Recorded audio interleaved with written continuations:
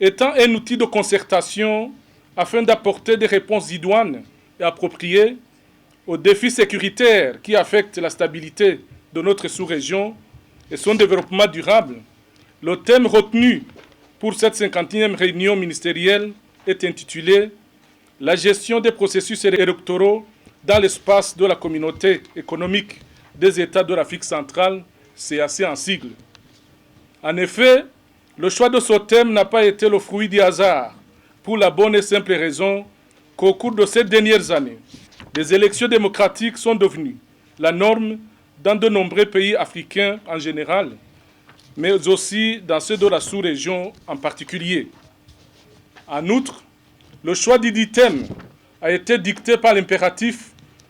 de nous inscrire dans l'esprit et la lettre de la déclaration de Malabo du 4 décembre 2020 sur les élections démocratiques et pacifiques comme moyen de renforcer la stabilité et atteindre les objectifs de développement durable dans notre sous-région de l'Afrique centrale. Dans ce contexte, il est de rappeler et souligner que les élections réussies contribuent à consolider les démocraties et plantent le décor d'une perspective d'un développement économique et politique harmonieux. A l'inverse, les élections douteuses induisent très souvent à des situations violentes, à des pertes en vies humaines, à la destruction des biens et accroissent la polarisation des discours politiques qui génèrent à leur tour des situations conflictuelles, mais également un climat politique malsain dans nos pays. Je voudrais rappeler ici que, dans ce cadre, l'Union africaine,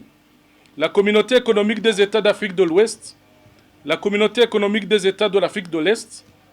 la Communauté de développement de l'Afrique australe, SADC, sont signataires de la déclaration de 2005 sur les principes de l'observation des élections et sur le code de conduite des observateurs internationaux des élections. Par ailleurs, dans ce même ordre d'idées, l'Union africaine a adopté la charte sur la démocratie, les élections, la gouvernance, qui est un document de référence pour la tenue des élections démocratiques crédibles, libres, pacifiques, transparentes sur notre continent. Pendant ce temps, d'autres organisations d'intégration régionale ont adopté des protocoles sur la gouvernance démocratique et les meilleures normes électorales. Tous ces engagements régionaux et internationaux dénotent qu'il y a une réelle et une forte volonté de promouvoir les élections libres, crédibles en Afrique, qui assurent une stabilité politique et qui permettent d'atteindre les objectifs de développement durable qui associent la démocratie à la paix, la démocratie à la sécurité et la démocratie à la stabilité. En ce qui concerne le Burundi, il importe d'indiquer que la Constitution du 7 juin 2018 consacre tout un titre sur les élections dont les dispositions relatives garantissent le droit de vote, les élections libres, transparentes, régulières, dont les modalités pratiques ont été définies dans le code électoral. Ainsi donc, nous nous devons d'affirmer qu'au Burundi,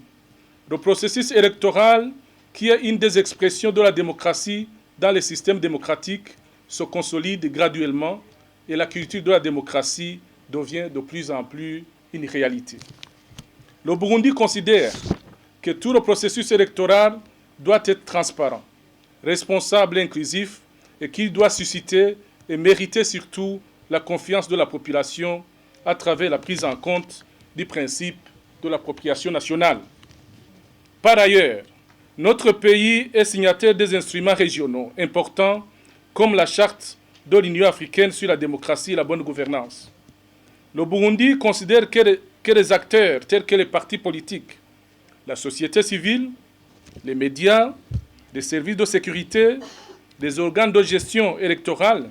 pour ne citer que ceux-là, sont un gage de réussite de tout processus électoral et doivent toujours travailler en synergie et en symbiose. Ces acteurs offrent l'occasion de partager des connaissances sur les moyens de renforcer les pratiques électorales et promouvoir ainsi la collaboration horizontale et intersectorielle qui sont incontournables dans cet exercice démocratique. Vous conviendrez avec moi que l'organisation d'une élection dans des pays comme les nôtres est un défi majeur et coûte extrêmement cher en termes de moyens. C'est la raison pour laquelle beaucoup de pays en développement misent toujours sur l'aide internationale pour conduire leurs processus électoraux à terme. À ce propos, je voudrais indiquer ici que le Burundi n'a pas fait exception à cette pratique, du moins jusqu'en 2015, qui correspond à l'année où certains partenaires ont suspendu le financement des élections électorales au milieu du processus. Tirant les leçons de cette situation,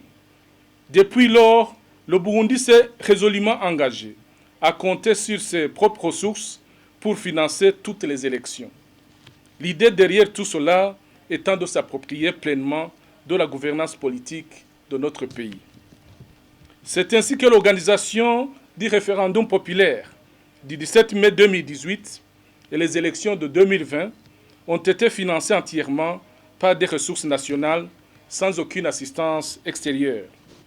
Cette démarche d'autofinancement des élections est une expérience qui aura permis à notre pays à garder son indépendance, sa souveraineté, et cette bonne pratique sera pérennisée. Toutes les élections à venir dans notre pays seront financées par les efforts burundais. Les appuis étrangers se limiteront uniquement aux projets d'investissement dans le cadre de la mise en œuvre du Plan national de développement du Burundi, et tout cela à travers une coopération mutuellement avantageuse et surtout respectueuse.